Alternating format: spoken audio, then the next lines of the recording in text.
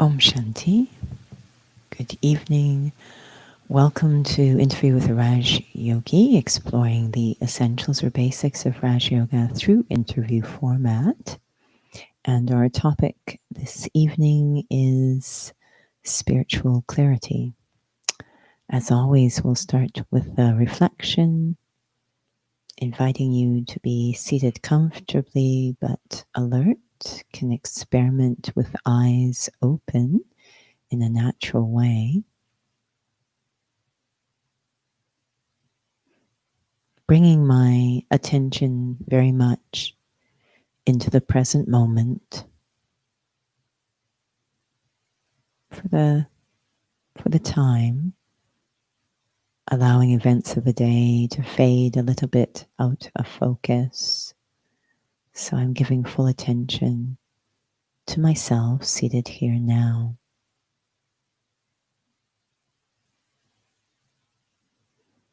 And watching my own thoughts, imagining my mind, the creator of thoughts, is like a vessel of water, a pool.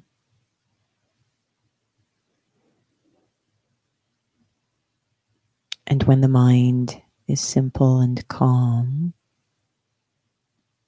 the surface of the water has no waves, then I can look through the window of my mind, this vessel of my mind, into my inner world.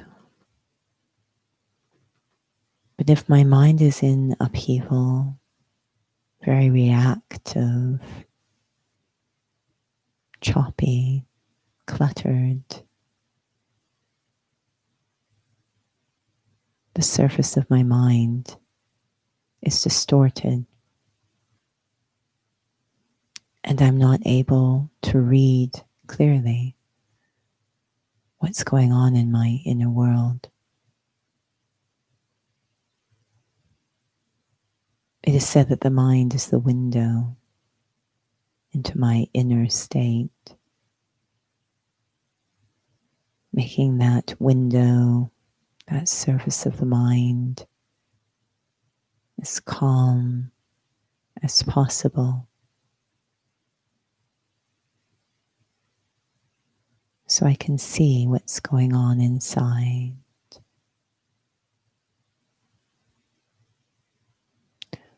Om Shanti.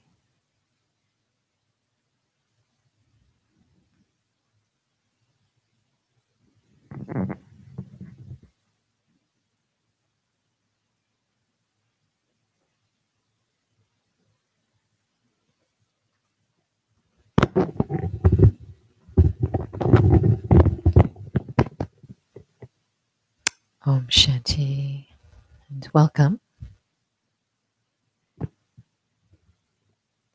So thank you for the reflection, bringing us into the topic for this evening, spiritual clarity, as Judy mentioned. So clarity actually came up last week, and why is there a relationship? What's the importance in terms of clarity in this particular study? I know you hear that a lot out there, gaining clarity of something. So it's always good to know what the objective of the study is, and the objective is transformation. So whenever we're talking about change, we're having to move away from what is familiar into something new, or in Raj Yoga we say original.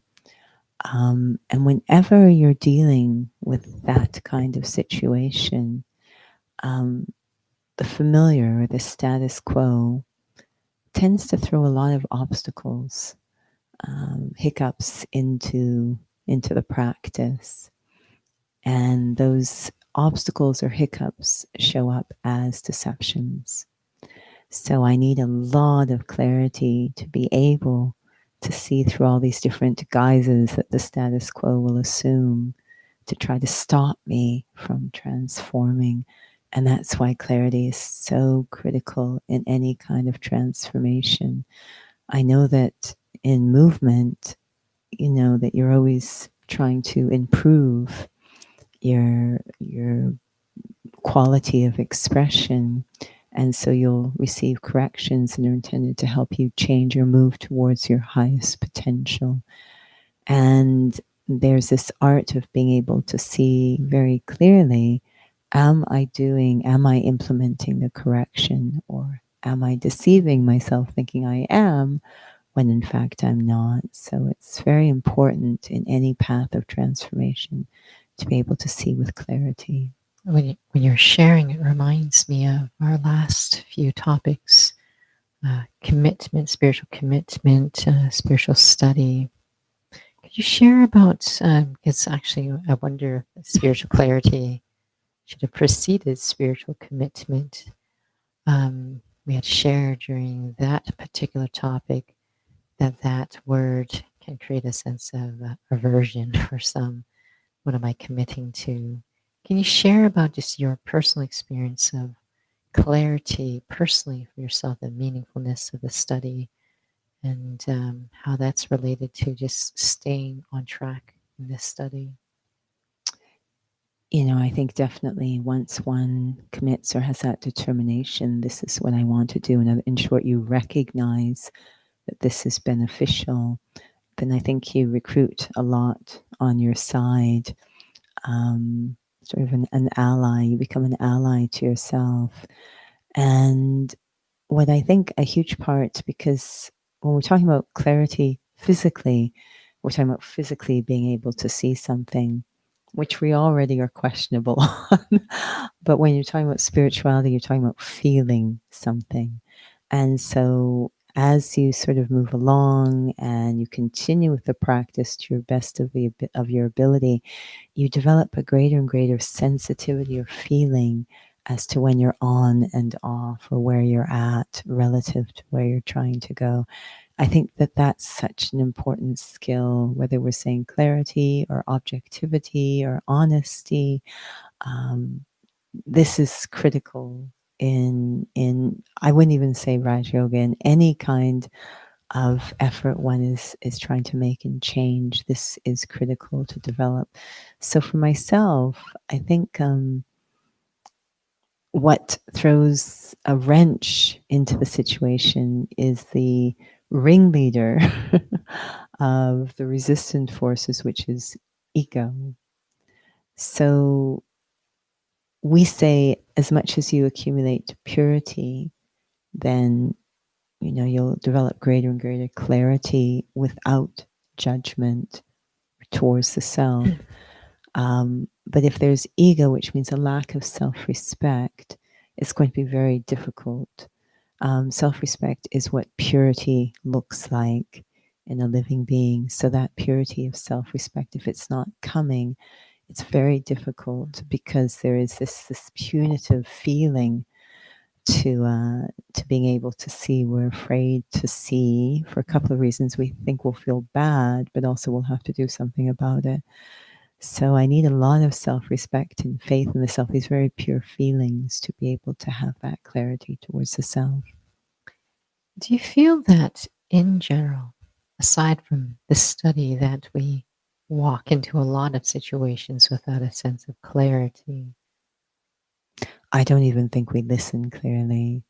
We don't use any of our senses clearly. We don't see very clearly. We don't listen very clearly. We often don't speak very clearly. So there's something, and we say it's desires, but it's mixing up our capacity. It's distorting how we're receiving feedback. So it's really a skill for life to be able to see things clearly. And that means on a subtle level. Sometimes we think it means literally, or, I can on the surface see, but we're talking about what's the feeling or intention behind something. To be able to read a situation properly requires a real, it's coming back always over and over, purity, that freedom from wanting things to be a certain way or needing things to be a certain way. So if I am content, if I am full, if I'm not seeking, then I can begin to see clearly. Is there then a relationship between, because it came up during the reflection, is there a relationship between peace inside, being able to go into a situation, you're already in that state, and that you'll be able to see something, again, not physically, but Mhm. you'll be able to sense things a bit more, and therefore, of course, it becomes useful in this study. Yeah, we talked about this a bit on Tuesday, this idea of spiritually, when we talk about slow, controlled movement or peaceful, this peaceful quality, when you kind of slow things down, there isn't the freneticism of peacelessness or wanting something. When you can slow things down, you can pick up. I even pick up a lot more. You can see a lot more. I even think that jump between something happens and I feel a certain way. What peace does is it slows things down so I can see the dots in between. Something happened, and then when I'm very peaceful or patient, I can see, okay, that happened, and then I can see what I thought about what happened to get me into the current feeling state. It's not actually what happened, but the way I thought about what happened. Until I am not reactive, I'm very calm, I'm going to miss a lot of critical information in understanding myself. Would you say then, being a detached observer, that it actually a prerequisite for that, if you can really use that phrase, is ironically actually being peaceful? Yeah, and that's why, well, we're not. That's why we're studying Raj Yoga. So it's a slow upward spiral, if you will. The more I study, when we come, we have absolutely no clarity. But luckily, we are peaceful beings. So we just have to stick with it and it will come back. But we start to get a little bit more purity, a little bit more peace. I think things a little more clearly, and that allows me to get more peace, more purity. And then, so it's this very nice upward spiral. We just have to start with Mhm. some faith that this is going to work. But yeah, it's if I am peaceful, you know, literally, I'm sure we've all been in situations where someone's talking to us or we're talking to someone and we're quite agitated or they're agitated. And we can feel that they're not really hearing what we're saying, or I'm not really hearing what they're saying. And it's literally like, okay, can we just calm down for a moment so that we can hear what's actually going on? But when we're sitting there talking at cross purposes and very emotional, it's very challenging to be able Mhm. to clearly communicate. So calming down is huge. Even just, okay, let's take a breath and now let's see what's going on. But when we're in that frenetic reactive state, it's very challenging to see what's Mhm. happening and things just escalate. It's interesting you share this, because there was a question I was going to bring up, and I should probably just reword it for some clarity. But because my question was, how would I know if I'm in a state where I think there's clarity, but it's not. But of course, if there's peacelessness, that's a Mhm. clear sign. But on a day-to-day level, we're actually feeling quite ordinary. And Mhm. I don't know if souls realize that that ordinariness is not necessarily healthy, because it just feels Mhm. very normal to speak.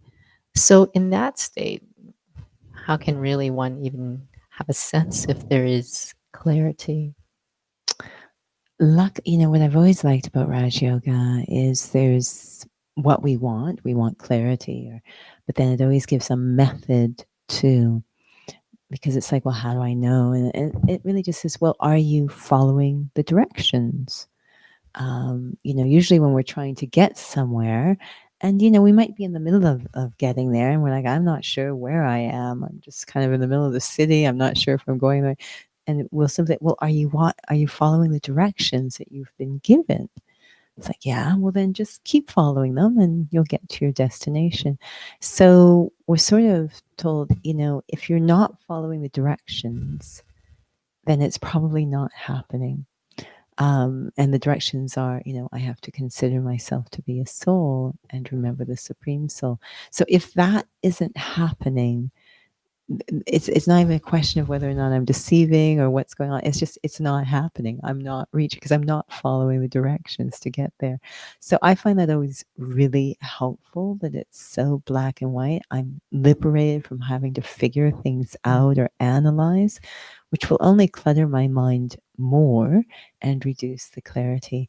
So we talk about this third eye opening, this eye that can see, and it's just this experience of being a soul immediately is going to give me a different perspective. If I follow the directions, it will happen. Mm-hmm. It just feels like perhaps we are so normalized in the sense of ordinariness and don't even realize that. In terms of clarity, in terms of seeing one's real sense of self, because it was interesting when you were sharing in the reflection that we were having, it feels like as if when there is a certain type of state internally, you don't have to try really hard to be able to even understand things. And then in terms of your real sense of self, it becomes actually quite natural and very informative and very insightful. And maybe perhaps we're trying too hard sometimes. Yeah. One of the ways we describe this study or this practice of spirituality in Raj Yoga is it's like trying to find a frequency on a radio dial. And if I'm not quite on, there's a lot of static. I'm really struggling to figure out what's being said or what the music is.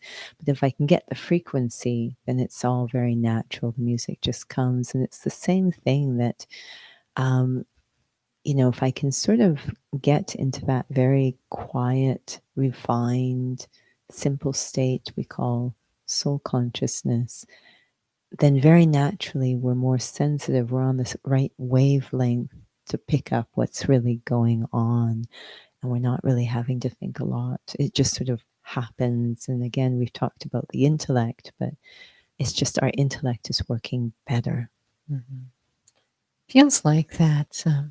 I know we have these different topics that come up, and I think in terms of how we see physicality and how we work in physicality, we tend to see things in a very linear fashion. But in your experience has been quite kind of like a network, so to speak. That's it's just they all just reinforce each other, and then and you just perhaps maybe just check in with yourself. Something that needs to be strengthened. It's not really a linear sort of a journey in this study. No, we can be very linear and literal. And it's not. It's very all over the place. There's the network, but there's a certain depth, if you will, as well, or we say deep understanding of the self. And one way I sometimes think of it is, these master chess players. It is kind of linear, but it's not. It's a certain way of thinking that's very farsighted, and others watching just don't understand what they're doing. They'll make a move and it's like, what is that? Because we're so short-sighted. We're so there isn't this depth to how we can see and feel. And they, in a second, can read the situation so clearly and know how to get to a positive outcome. So many, like all of it just explodes in a second. All this passage through time is collapsed into a second. And it's just an art. It's a way of thinking. They just see it so clearly. And others are like, I just don't see it. So it becomes very interesting when you're dealing with some of the senior students because they can, in a second, see. It's actually called common sense. It's not that they're they're functioning properly, so they're very sensible, And the second they can see the consequences of something or what will lead or what's important, not important. And so their responses will be quite unusual to things.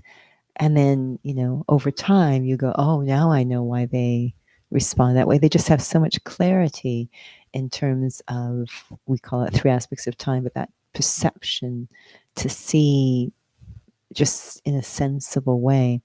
What actually is muddying all of that again is desires.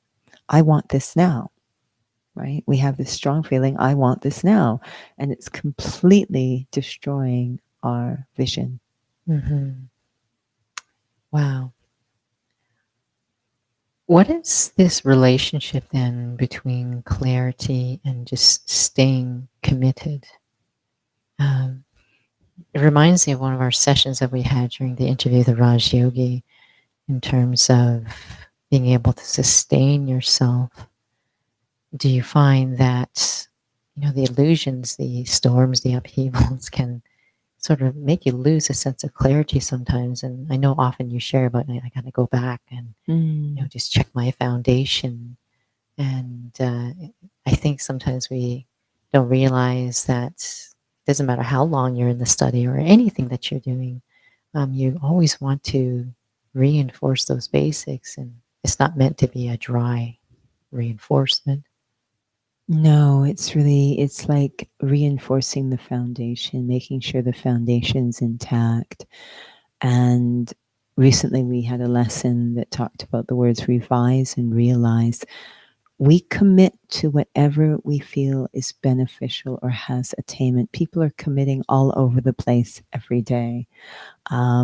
It's just the way we function. We commit to whatever we recognize as being beneficial. So that's definitely connected to clarity. How I see things, I could see something that's quite destructive as beneficial. If in my mind I am convinced it is beneficial, I will commit to that. Whether it actually is beside the point. So I want to have clarity about what is beneficial and what is not. And in this study, we realized that the most beneficial things are completely invisible. So again, it's going to look a little bit crazy on the outside looking in. We have Brahma Baba, the first student, extremely wealthy, extremely successful, diamond merchant, and he's going to give it all up.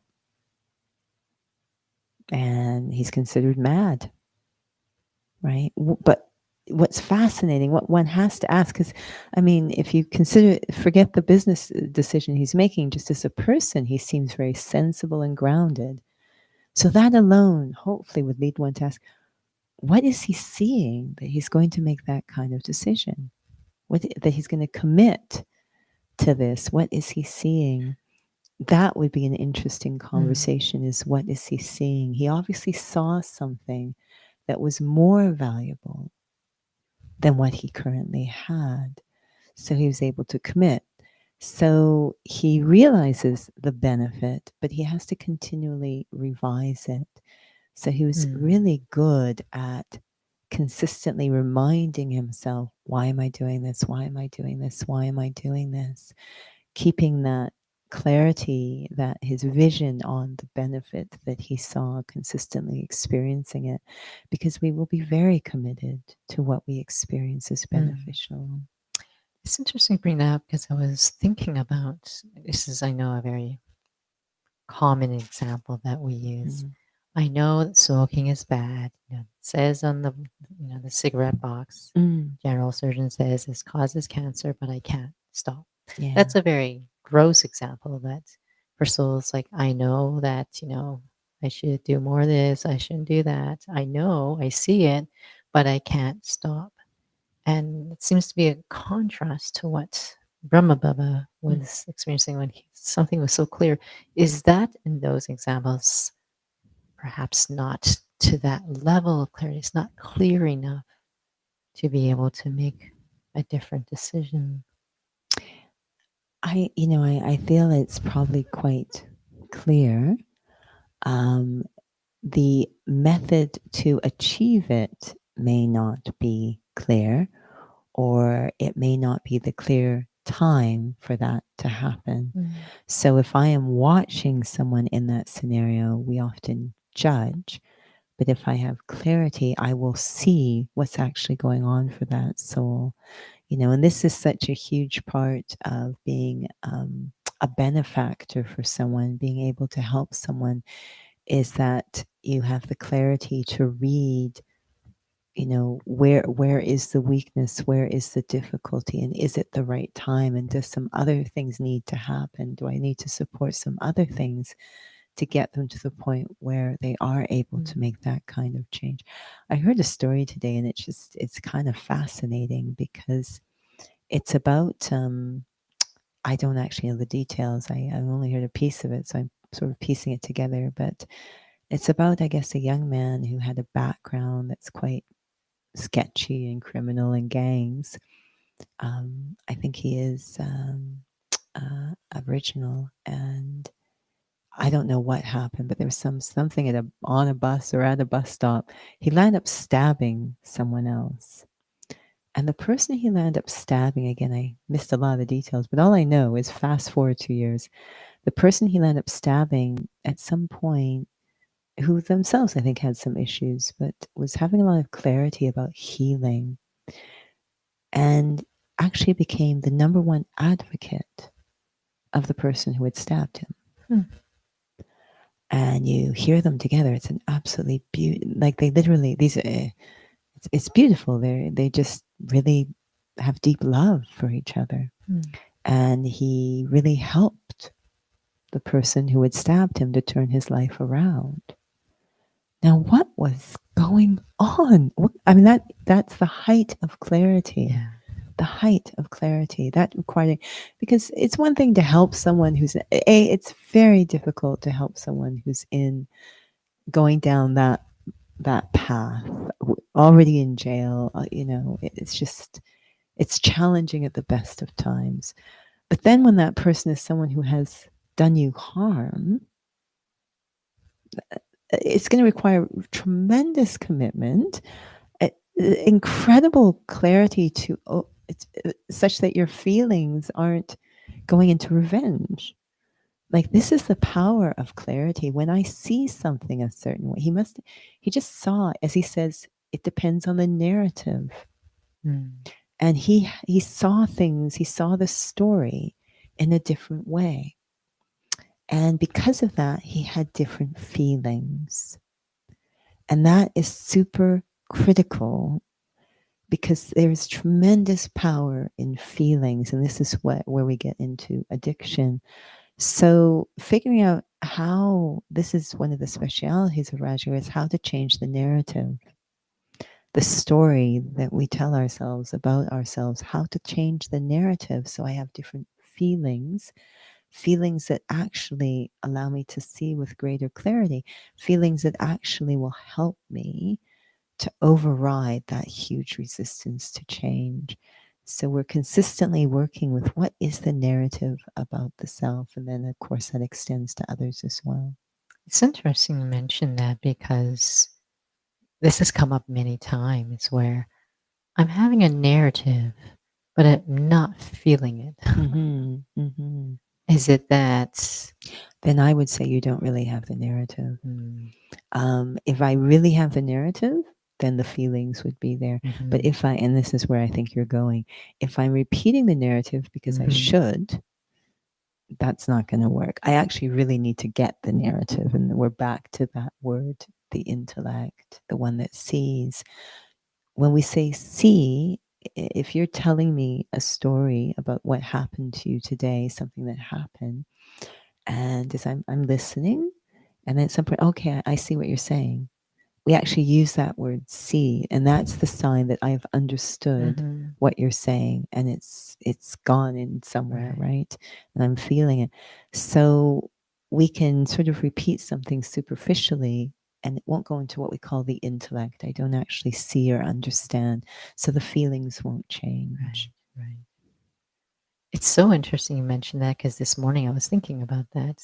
What would be that difference between, and you can feel it, you're just passive and you're just saying some descriptive words or some sentence to yourself, hoping for some experience, versus where you feel like it's you, the soul, who is just in reality and like this is what speaks to me, or no, this is who I really am.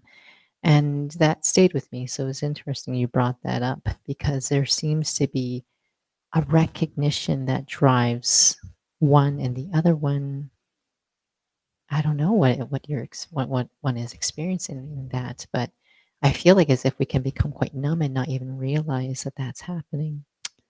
Sometimes when I listen to someone speaking in another language, um, I can catch that there's something important being said or valuable, so I'm pulled to it.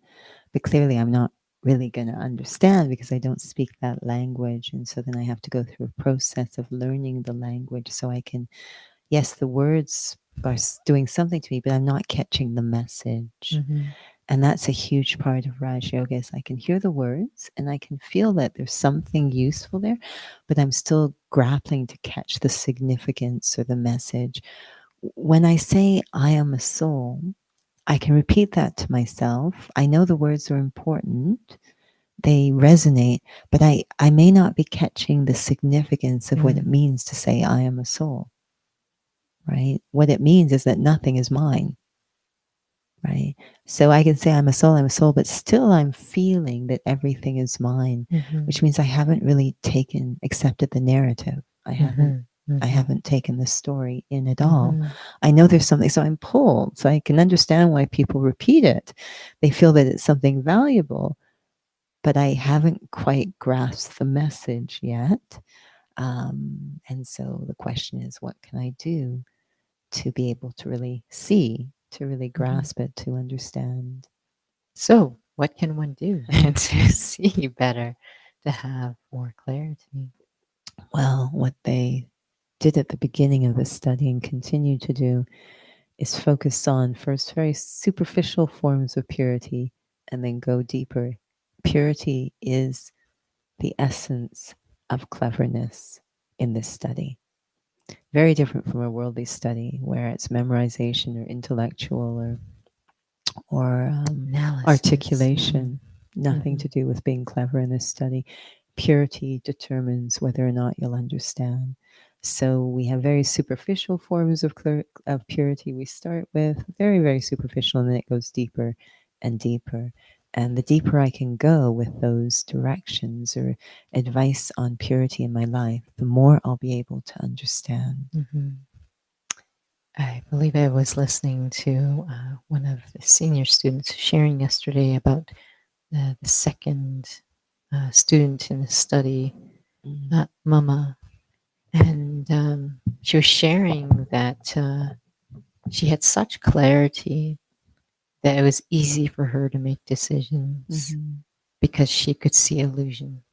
Like there was just bang on. And so there was no fear. And so it's interesting what is going on with someone who has addictions. And we all have addictions. Maybe they just don't look as overt. And the power to override them, the power to be able to see what's going on, and perhaps maybe a different response internally that might actually change, I suppose, what my next step would be. So that student you're referring to, Mama, coming back to what was being talked about earlier, she really embraced purity, very, very spiritual sense of self-respect, which is the deepest level of purity. And because of that, there would be that peace or that calm, that freedom from desires and reactivity. And that's what created that clarity, the capacity to see. So it's really whether or not it's my part, I suppose, or my time to be able to look at the level of purity in my life because it will deeply improve my clarity. I hope I don't ask this question again and again. It sounds really boring. Given the times right now, I don't think that we're actually quite aware of the impact of the atmosphere. And you being in this study, one senses this vibration in the atmosphere for yourself. What have you felt that you had to be more careful about? That clarity that you have. And all of us as students, I feel that that clarity also varies in terms of that level. But for yourself, during this time, what do you feel that you have to pay more attention to? A few different things, but I guess what they boil down to is because what's creating that atmosphere, there's a lot of fear and anxiety and uncertainty, and all of those type states are based on not knowing the big picture. We call them illusions or lack of reality. So that means that I have to, atmosphere just means the sphere around the atom of the vibration. So I, as a soul, I need to be doing the opposite. I need to be really going deeply into reality, who I am, who I belong to, etc. What's the storyline here? Spending time, it's actually quite a relief. So what's protecting me and allowing me to radiate a different atmosphere is to not actually, I mean, this is what happens is people, I don't know if they're trying to reassure themselves, but they actually go more into media and news, very limited perspectives. It's not the full reality of the full story. It's a bit like having a play, and there's this big overarching play, and you're kind of just stuck in one little line or scene. So we're exposing ourselves to information that's actually increasing the illusion and creating those feelings of fear and anxiety, rather than exposing ourselves to information that's kind of giving us the big picture reality. And that will allow me to create a completely different vibration. Well, thank you, Judy. I think we should try to stay on time tonight. And so, nothing in the chat box again, but if you ever have any questions, and yeah, it is. Maybe you have questions, you can email us. Perhaps we'll just have a little reflection right now. All right.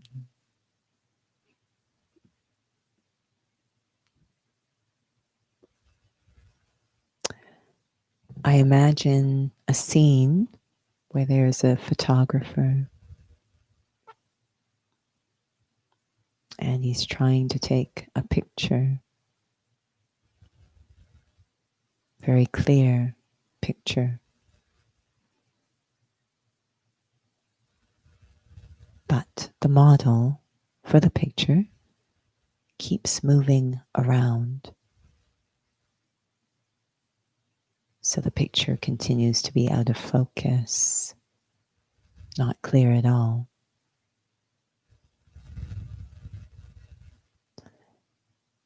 Taking that formula and applying it internally, I am trying to have a clear picture of what's going on inside myself.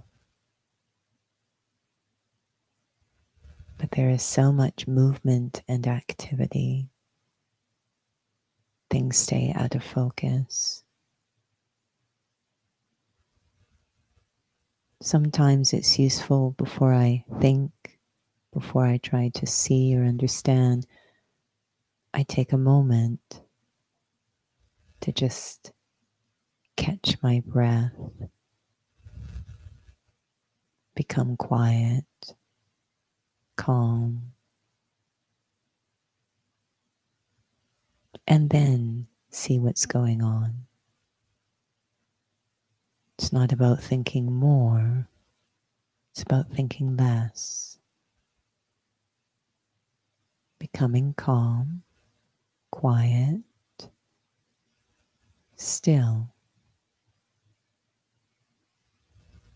and then observing what's happening within the cell. Clarity is an art. Like any other art, it takes time, to develop. But if I am interested, can see the benefit, I most certainly will develop that art. Om Shanti. Om Shanti. Thank you for joining this evening. I'll pass it over to Judy. Thank you for the reflection. Let us know what our next sessions are coming up. So we have on Saturday afternoon at 2:00 on the Zoom platform, Inner Fitness.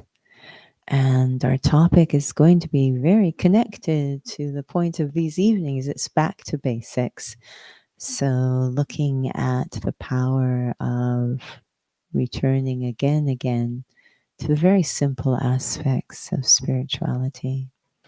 Very beneficial. So back to basics, 2 to 3 on the Zoom platform. So go to our website for details on that. And of course, we try to record the sessions, so they're often available, uploaded to this YouTube channel as well, if you want to check those out, the archived sessions. And then if all goes well, Sunday evening, we will have meditation, 6:30 to 7:30, I think. Yes, we will. And then we'll be back again in the evenings next week, Tuesdays and Thursdays, for these interviews. So hopefully you can join us. Thank you for joining this session. Om Shanti. Good evening.